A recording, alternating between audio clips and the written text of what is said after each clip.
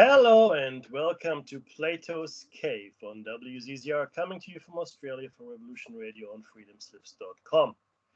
It's home to fresh, relatively uncensored ideas and conversations in the chat room, and a place to get your merch.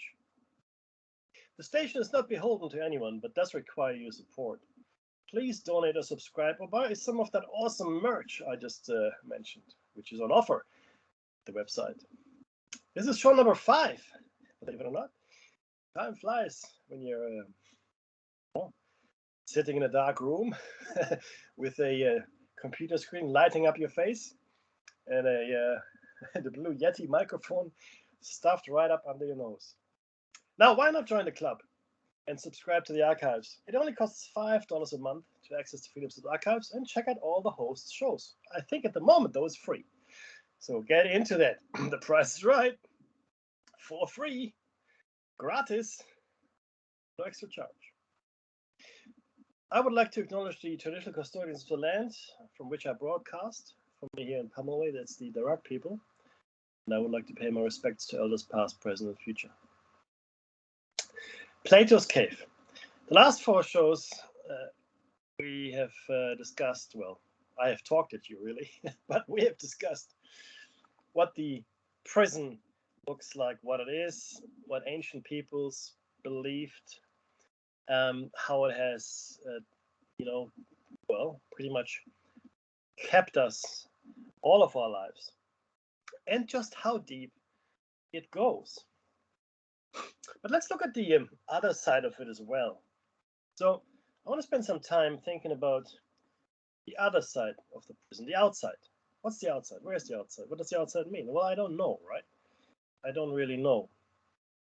But it is clear that it is a place of, at least to what we would perceive as unlimited potential. I mean, when you're dreaming, and I said this before, I think that's when you actually leave your prison, you are in your dream and everything makes sense. Even if it doesn't upon waking, it doesn't matter. While you're dreaming, it makes perfect sense. And it is also completely liberating in a way, right? Now, I'm not a lucid dreamer, so most of the time I don't know that I'm dreaming. But when I wake up once in a while, I remember a very vivid dream. And it's sort of a freeing sensation to have the ability to dream, to have the ability to go other places that are not this place. And this is really interesting. So let's assume for a second that quantum mechanics is a thing. Well, it's a thing, it works. And if quantum mechanics is correct, and quantum decoherence is a thing as well, and everything exists on a probability wave curve, the quantum curve, until it's observed, then everything exists at all times, all the time, anything and everything. Now, there's some very interesting consequences to that. If we're truly living in a multiverse, as Everett postulated, and every possible outcome and every impossible outcome is out there somewhere, and our distance from it, I guess metaphorically speaking, is the probability of it being linked to our particular reality. I think that's how it works. The more probable the universe, is, the more likely it is to the one that you're in. So from your point of view, the more probable universes are lining up next or close to you, not next to each other. I think we need to look at a multidimensional kind of matrix here, some kind of manifold. But I think that's how it would work. And then the further out you go in that manifold, you come to the less likely universes from your point of view. In their own right, they're just as likely as yours. But from where you are, it's your point of view, right? So you're here, and gravity is the thing, and then water is liquid, and the stars are controlled massive fusion reactors, as we know, right? And then there's a universe over, which is very similar. Another universe over, it's again very similar. Then many universes over, there's a universe which is completely different. But in its own right, it is just as likely as our universe, but from its own point of view. I think that's how it hangs together. That's my opinion. No one has pulled me up on it yet. but then that's highly unlikely, I think. So what does that mean, though? Well, what it means is there's no such thing as fiction. There's no such thing as fantasy, because everything is happening somewhere. So when you're reading a book, and I'm going to dive relatively deep into this. If you're reading a book, you're not reading someone's, fevered imagination. You're not reading someone's mindscape. You're not reading something that someone made up. You're reading a reporting of something that is happening somewhere, in many places, in an infinite number of places. And I think our imagination, which I link closely to dreams here, our imagination is our line, our hook into the greater reality.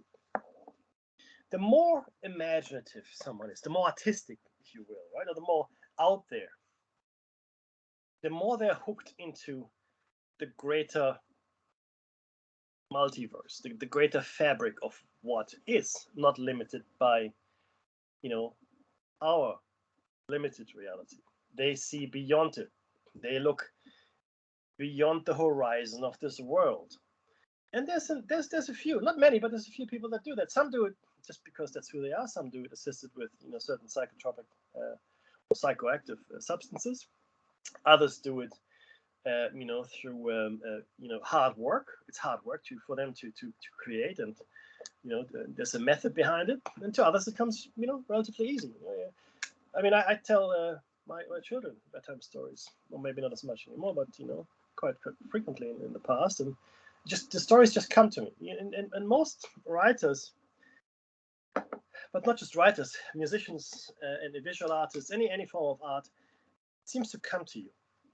People speak of muses and such, right? I think we are channeling the rest of the multiverse when we are artistically engaged. Okay? We are opening up a conduit into the wider reality through art. Music is a very powerful channel, I think. But the active imagination that we have, especially in children, I think is so powerful that maybe on occasion we actually open doorways into these other realities, especially in the thin places. Now, I discussed the thin places with you before. I think it's a place where realities are overlapping for whatever reason. It seems that in the thin places, it's easier to gain passage. I'll come back to that in a second, because I recently was made aware of some very interesting First Nations legends, traditions, myths, if you will, including some very interesting eyewitness accounts. So because what does that mean then? Okay, what it means is that children, especially very imaginative children, might have the ability to open these portals from our reality matrix into the wider multiverse, and go there, or invite entities or energies or whatever you want to call it from there here, such as the invisible friend they talk about. I don't know if your children have invisible friends. Mine haven't yet, but I'm waiting with bated breath. Or maybe some poltergeist phenomena. When there's it's been observed that when young children or young child is present, there's or precocious young child, I should say, the poltergeist phenomena seem to manifest as well. Not always a child, could be just a person with a very special mind that is around there. I'm not saying that's all poltergeist phenomena. It's just a subset. For example, I'm just giving examples here. And I think the more imaginative you are, the more your mind can create these fantastic realms in that are expressed in whatever your specific art is, whatever it is. You paint, or you write music, or you write novels, you tell stories, make movies. Whatever your stick is, it's an outlet to channel the other realities in there. And it seems as well that creatures seem to be able. Creatures, I shouldn't say creatures.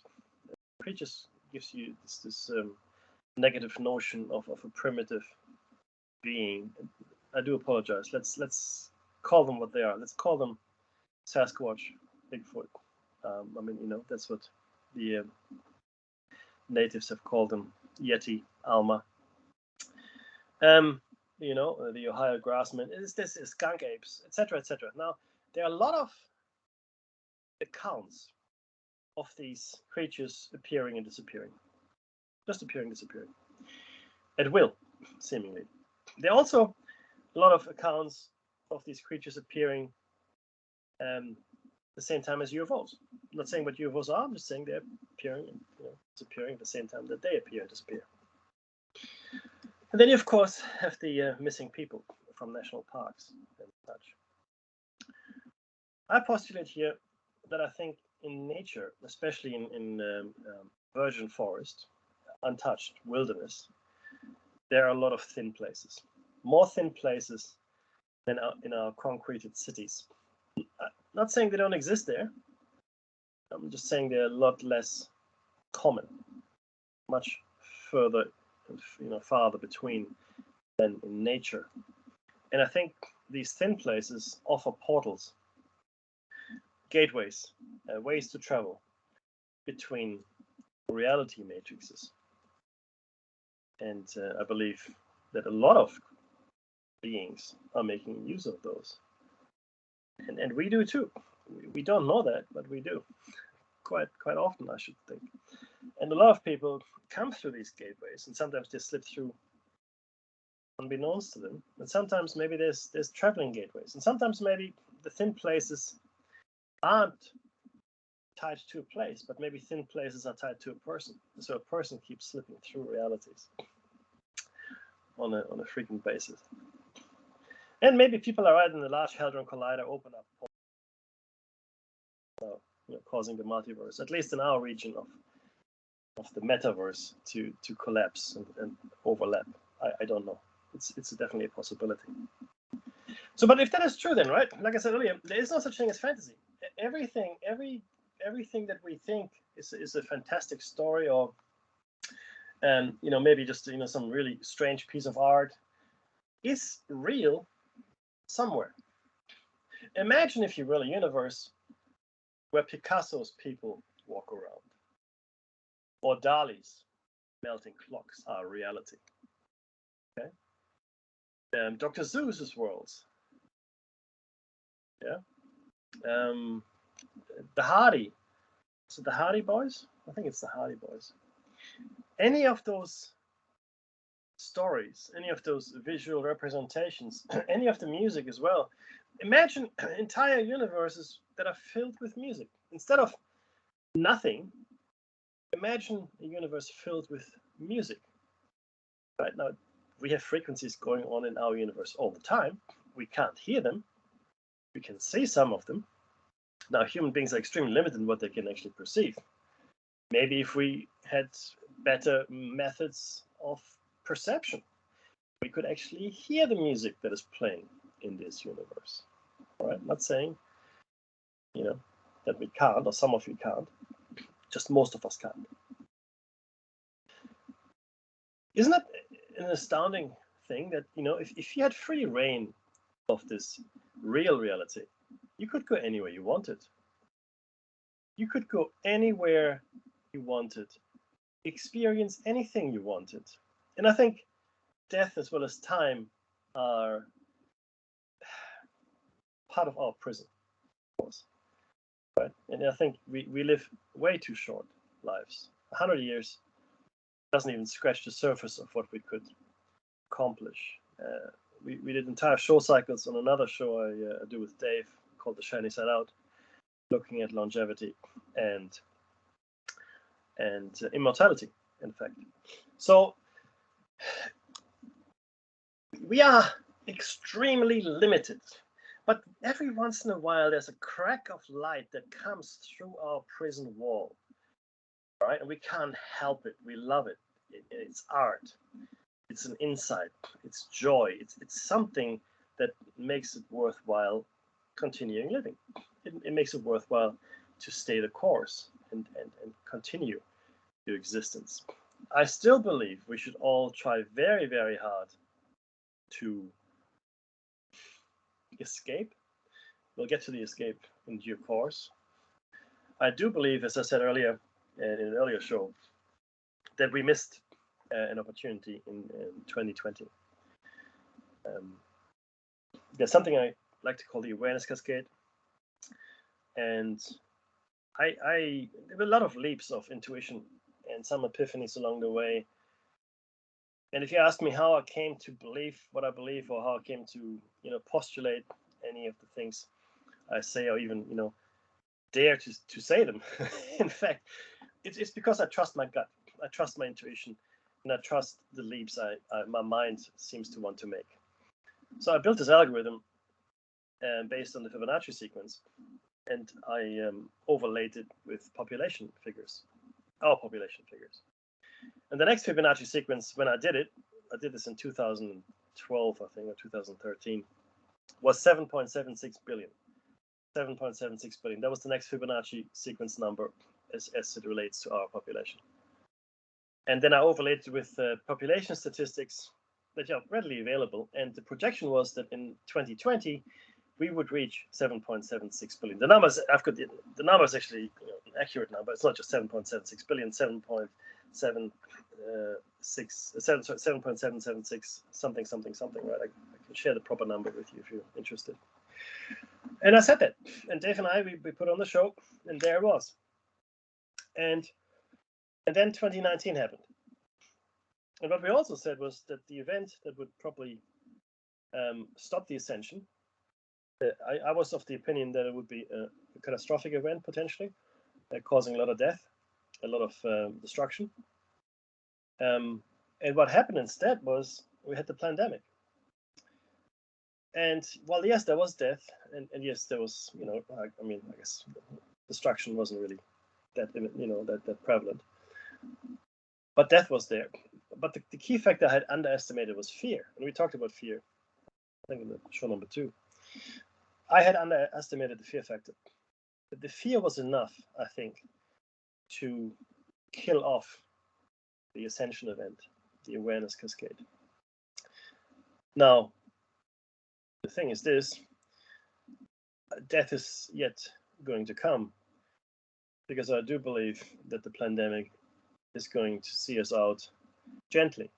We're going to walk gently into the night, because it does affect your fertility, male fertility. The virus, there have been a number of studies done. It affects your fertility.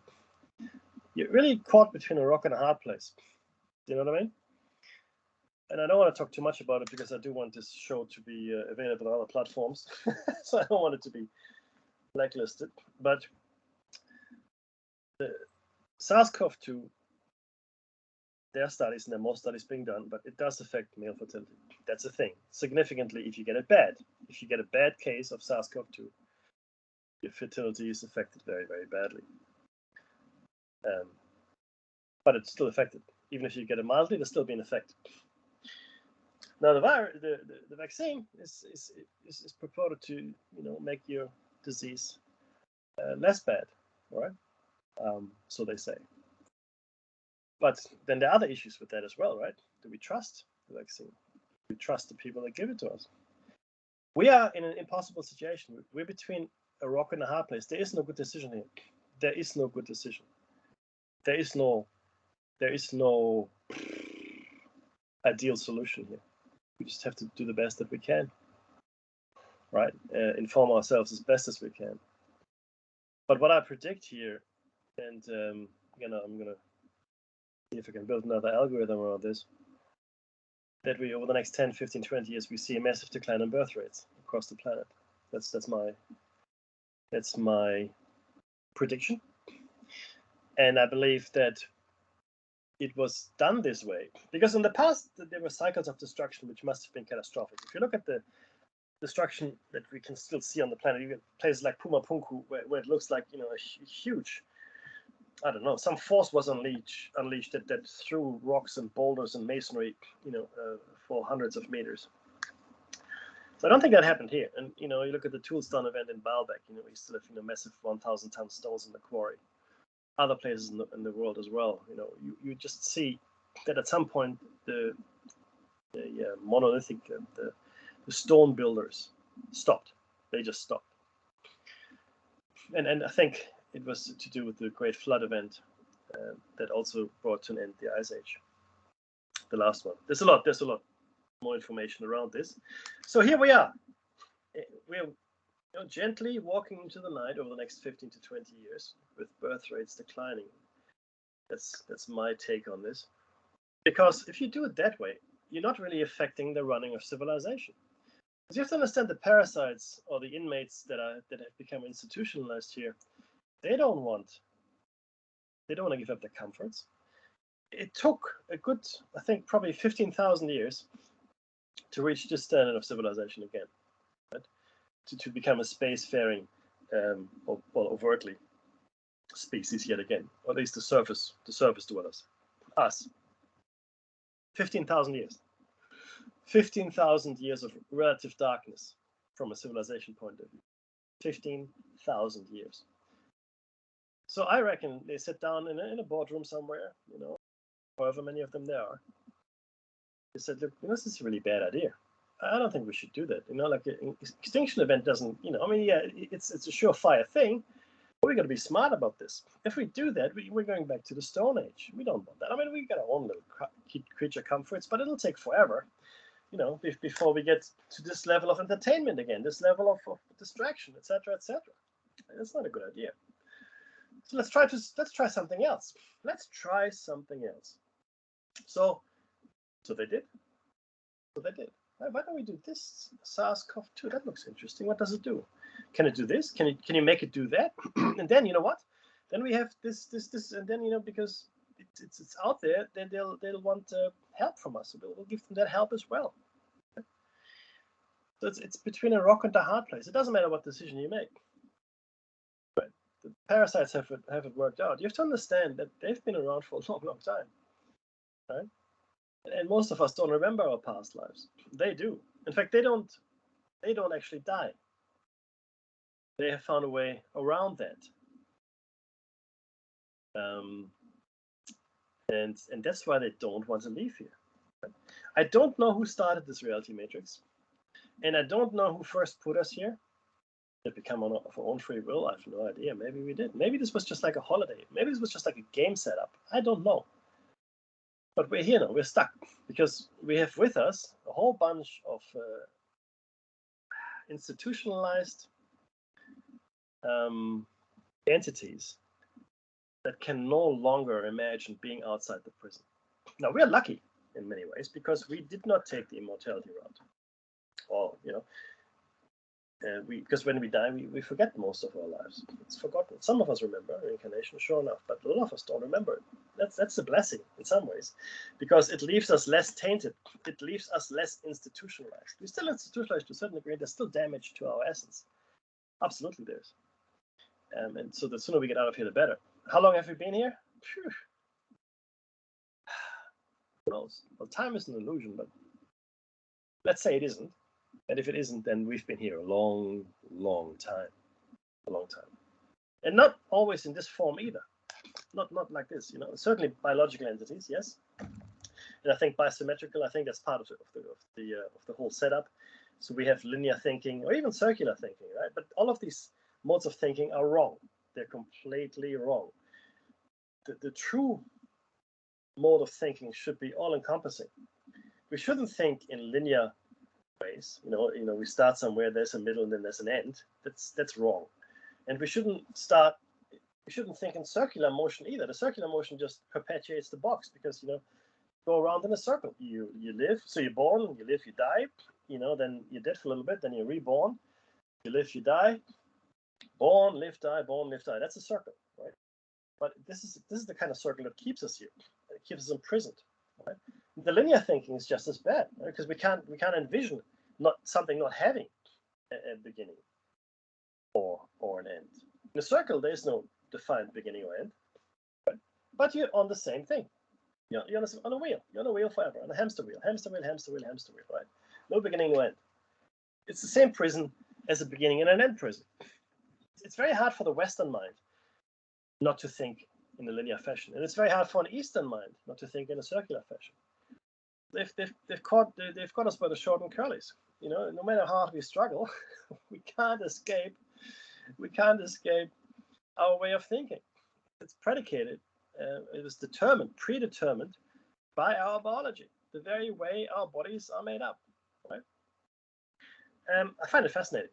I really do. And look, this is all thinking that has come to me over the years. Some insights, epiphanies, like I said. And the more I think on it, the more beautiful a prison it is. It's a perfect prison, right? And it's in many ways it is also hell, or a definition of hell, because no matter how hard you struggle in life, you will die at some point, and then you're reborn. You have to start again. And again, right? There was the ancient Greek gods specifically like to punish people that had transgressed against them. There was one guy, Sisyphus. He had sinned against the gods, so they made him roll a boulder up to the top of a mountain, and when it got to the top of the mountain, it would roll down again. And his task was to get the boulder to the top of the mountain, a task that would never be fulfilled, ever, of course. Yet there it was. It's called the work of Sisyphus. He had no choice but to keep doing this until the end of time, and that's a perfect analogy, I think, of what we do here, right? These ancient cultures, these deep thinkers, they came to these conclusions well before me. The secret knowledge that exists in the world still, I didn't invent it, right? I happen to not be interested in very many popular things, music and sports and Kardashians and whatever they have. So I spent a lot of my time in my own head. And I think a lot of those philosophers did as well, right? I mean, Plato thought about this 2,500 years ago.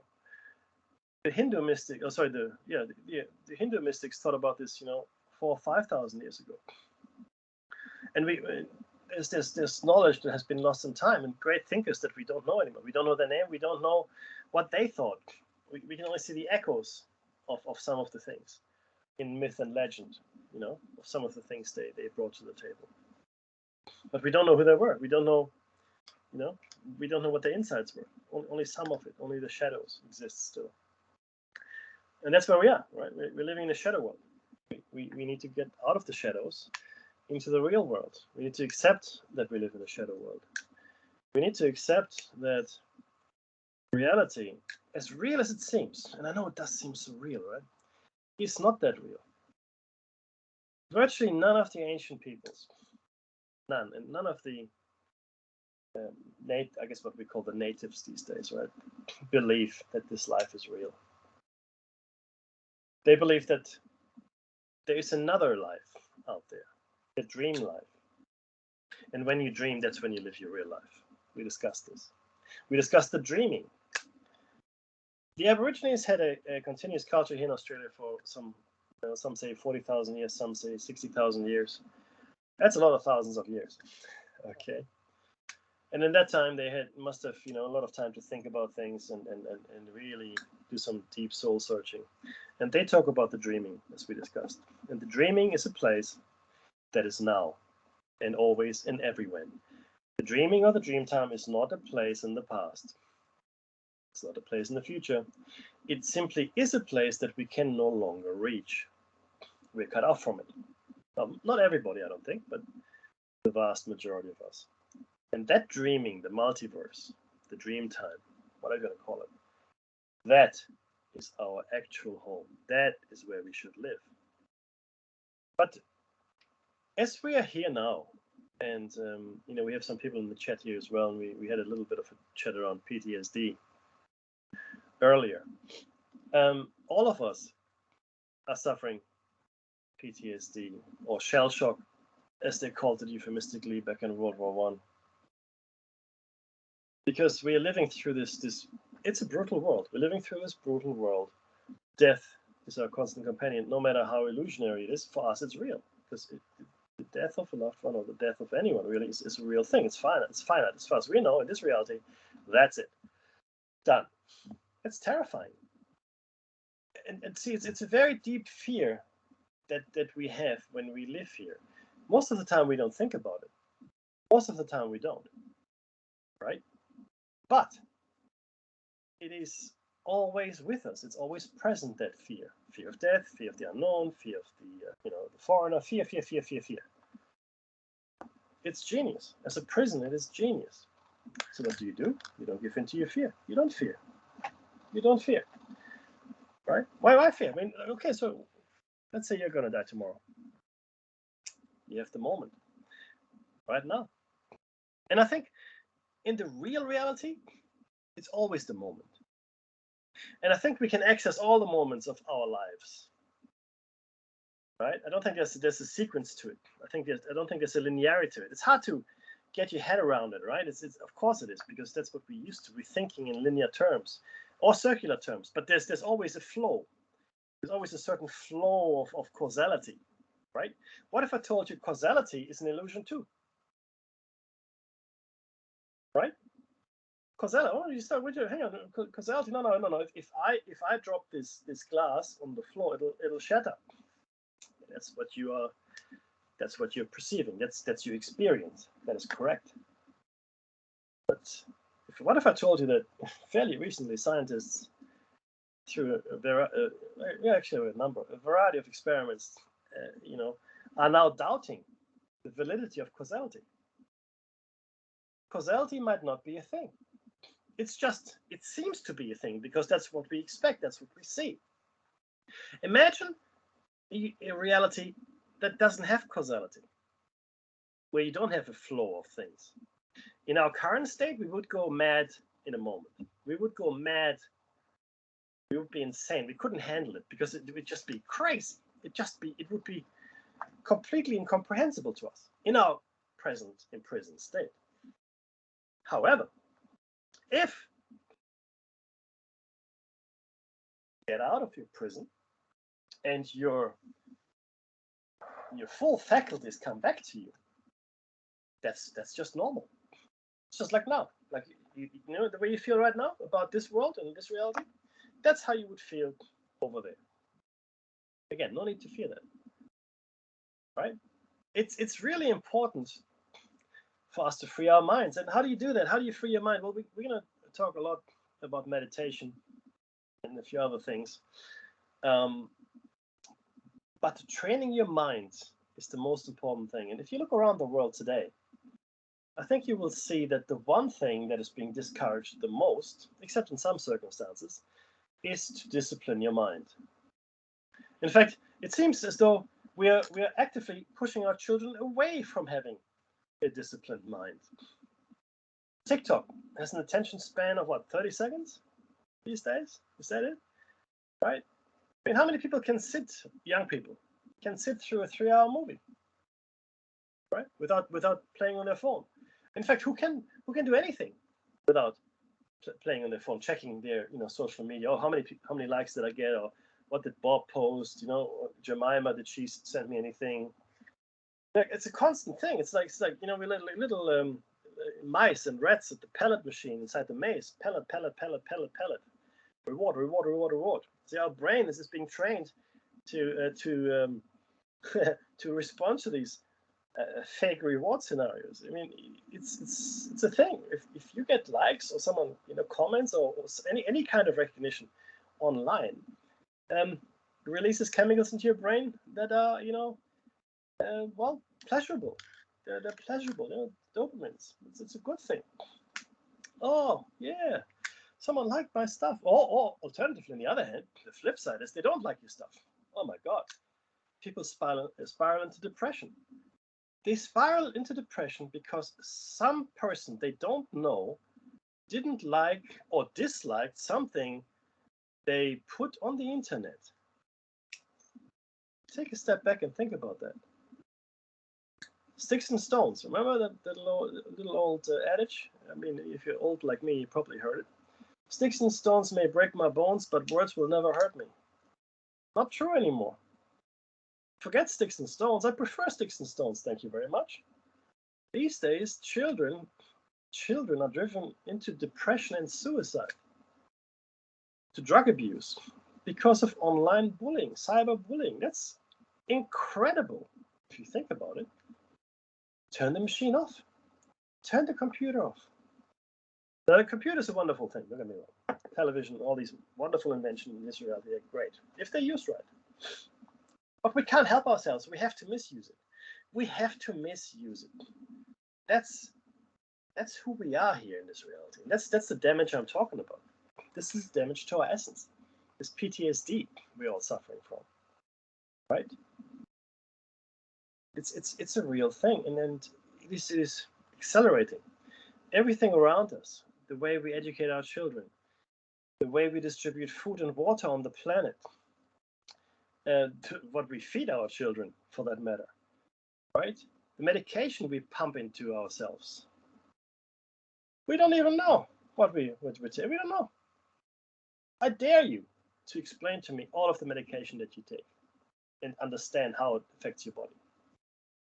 No, we don't know. In fact, this is what really bugged me. I don't remember. I think it's Gulf War I, first, back in the 90s. I think the soldiers that went to Iraq had to take a cocktail of various drugs before they were deployed, and there was some fallout. Nobody talks about this anymore, but there was some serious. It was called the Gulf War syndrome. I don't know if you remember that. And they were not allowed to know. They were not allowed to know what was in that cocktail, even though the Gulf War syndrome was a real thing. Most of these veterans are now dead. Dead. That's a problem gone. Don't have to worry about that anymore.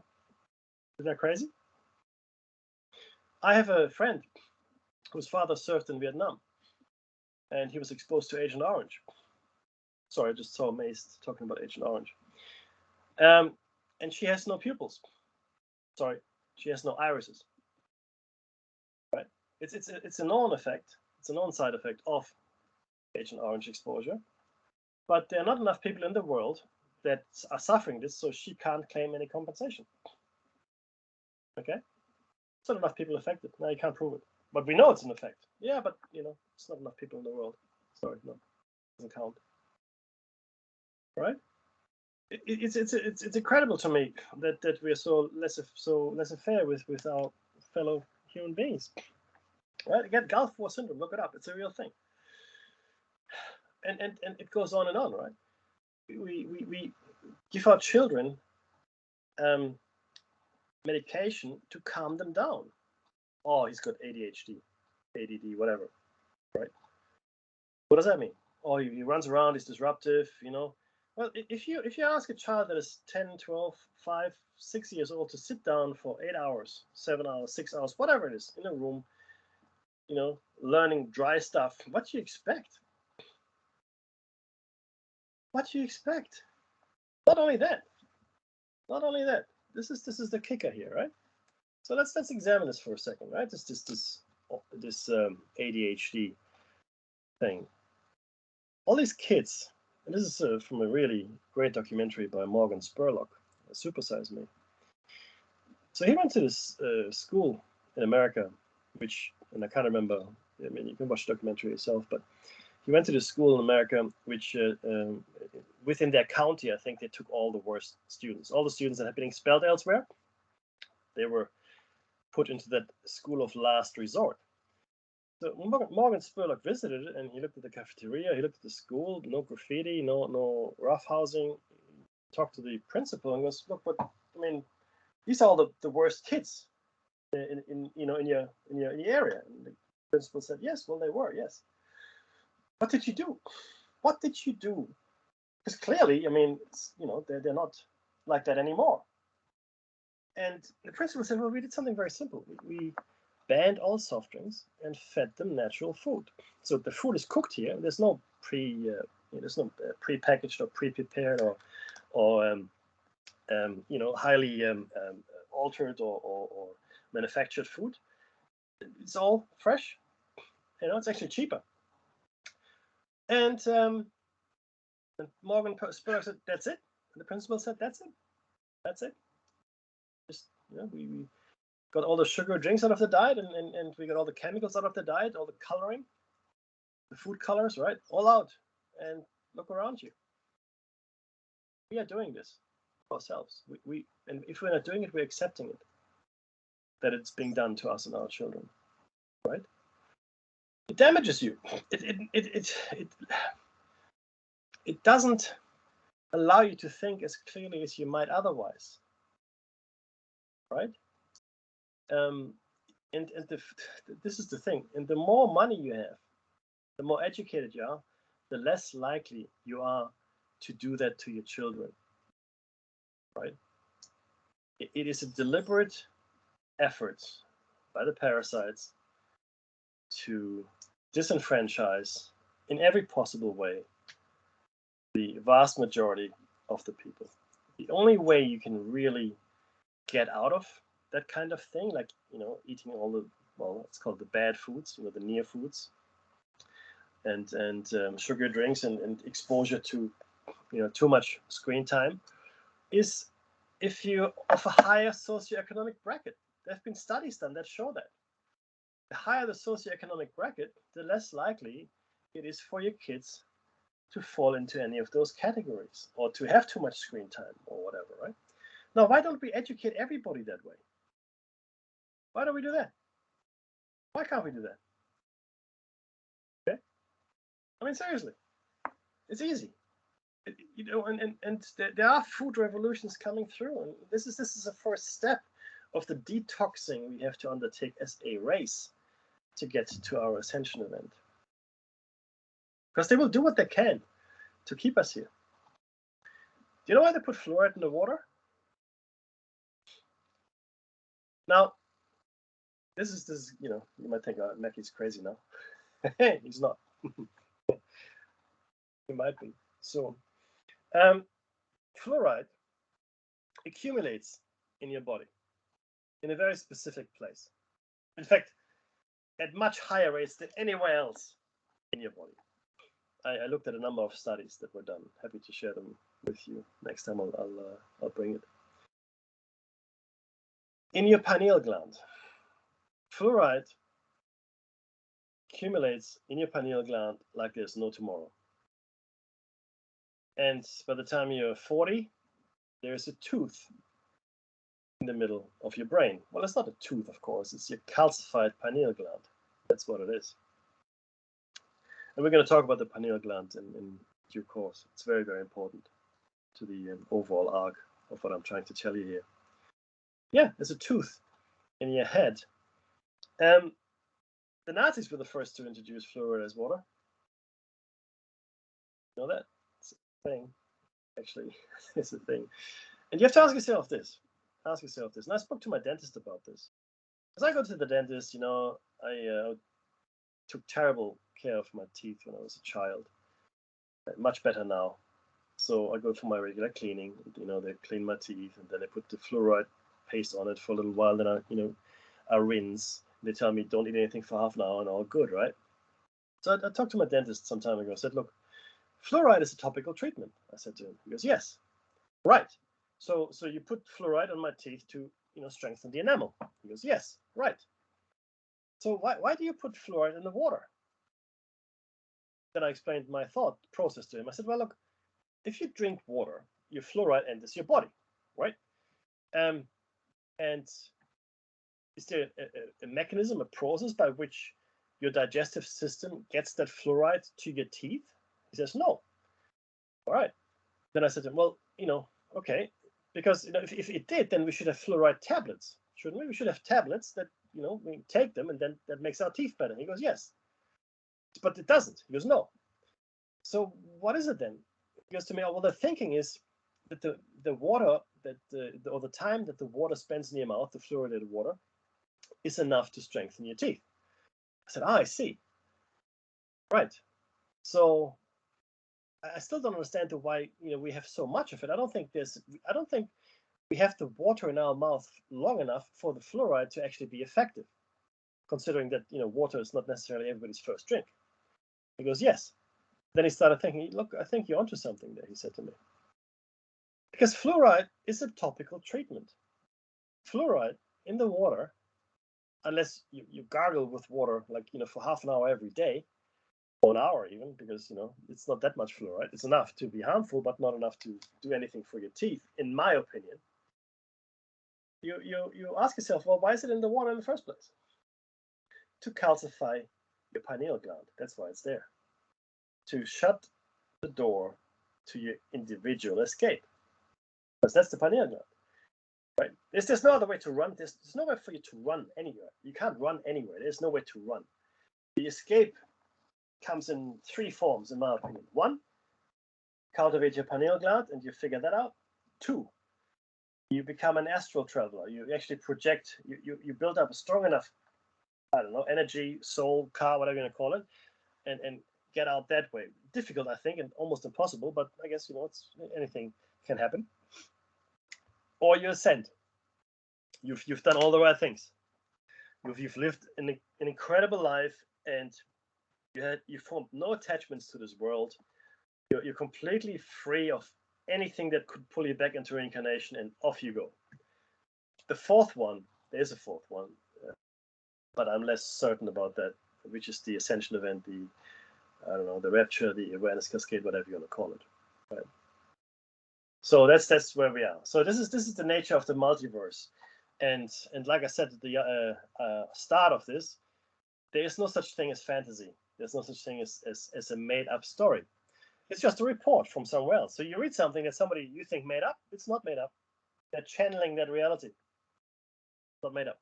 So whatever any TV show, any movie, any book you've read, any story you've heard, that's happening somewhere. That's happening somewhere. No matter how far-fetched. Anything that you've looked at, any piece of art, Escher. If you're familiar with MC Escher, his drawings, don't make any sense in this physical world. 4-dimensional world. If you look at MC Escher's drawings, they make sense in this 2-dimensional representation of a 3-dimensional world. I mean, if you look at it, yeah, I can see what he did. But if you were to overlay this into our world, right, we're missing a couple of dimensions for that to work in real space that we call real space. But that's real somewhere. MC Escher is absolutely real somewhere, and more than MC Escher, in fact, right? More than that. The Tree of Life is such a multi-dimensional representation as well. It's some really interesting work that's being done around this, in really interesting math. My math is not good enough to fully understand it, but I can see the outputs. And I find it fascinating. But yeah, so that's where we are. We have to acknowledge the unreality of our reality. Okay, we have to learn to let go of hate, anger, fear, especially. Right? These are really bad things to hold on to, because they drag you back down into this world.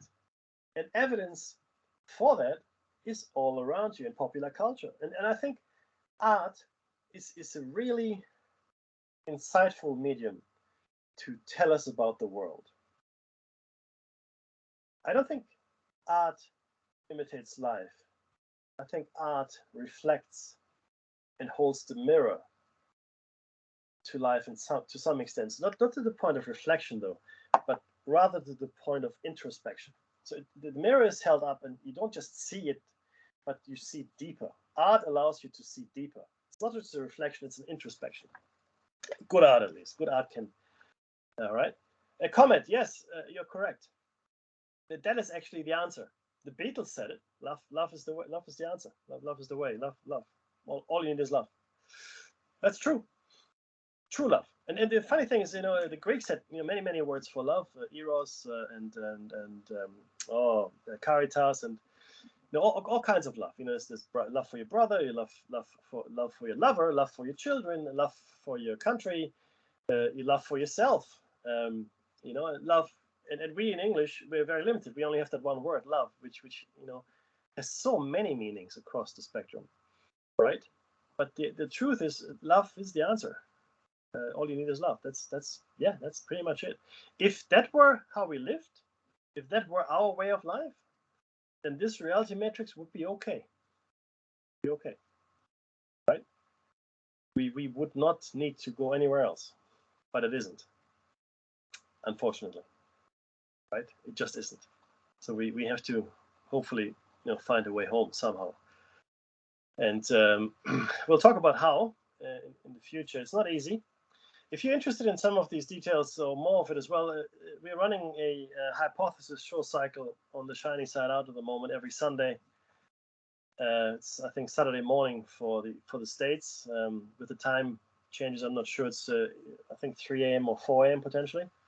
But there should be replays on the station throughout the day. Plus, you can look it up on YouTube or go to the archives. Go to these Freedom Slips archives and find it there. But it's the hypothesis for Show 500. The show cycle started, and we're talking about all of this and some more stuff. Because at the end of the day, what matters? You have to ask yourself that. What matters? What is the important thing here? Do we want an insight? Do we want to live free? Do we want to escape a potential prison that we don't even recognize, see, acknowledge? Or do we just want to live the way we are? No, just put me back in the Matrix. I want to be a movie star. Just put me back in. Yeah, I know the steak isn't real, but my God, it tastes good. That's a good steak. That's a good steak. Yeah, ask yourself where you sit, where you stand. Does this bother you? Right? Just imagine the freedom that you could have. Good dreams. Not nightmares, but imagine all the dreams that you have and how free you feel. Imagine feeling like that all the time. Imagine being able to go anywhere, anywhen, experience anything, embrace the true reality of existence, right? I think that's worth striving for. I think that's worth exploring. I think that's worth putting some effort in. The effort is hard though. It is a hard effort. I was really hoping for the Ascension event. I was really hoping for the awareness cascade, and then SARS-CoV-19 came along. That was a real kicker. And like I said before, the Australian Aborigines held a special ceremony at the end of 2020 at Uluru, the big boulder in in Central Australia. Yeah, that's what happened. But yeah, it was unfortunately not enough.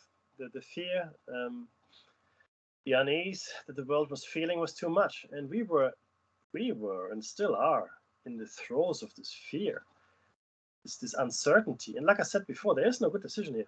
There is no good decision. I don't care which way you decide. This is it's what's for you. What is the least worst decision? That's what you have to figure out. What's the least worst decision? Because they've painted us into a corner. They really have. If you're off the grid, stay there. That's my advice to you. Stay off the grid. Be off the grid. Don't be on the grid. Be off the grid. Because that's your best and most assured way of staying out of any of this. At least in the short term, right? And then it all plays out. All the theater plays out. All the puppet shows, politics, and conflict over things that don't matter. Who cares? Right? People care because they're damaged. They can't help themselves. The chains that bind them to this reality are so thick, so strong, they cannot escape. So it must matter. He's a great comedian, and I always forget his name, and I really am sorry. But he's one of my great inspirations, and I will find his name next time. On Thursday, I will tell you what his name is. He said, he met a comedy act. He was always smoking. He's dead now. He's a great guy, though. Look at me. Everything is serious. I got these worry lines. Oh, no, I got so much money. Everything. Look at me. I'm so serious. Yeah. He's making fun of the people. And he says, no. We should explore the inner verse and the outer verse forever and ever. Be free. Not tied down to this reality. That would be a good way to live. He was great. He had great insights. He had some really great insights, and I really, for the life of me, I can't recall his name right now. But he was always smoking on stage. He always shake his hair back, always give people a hard time. It was great. It's a great act.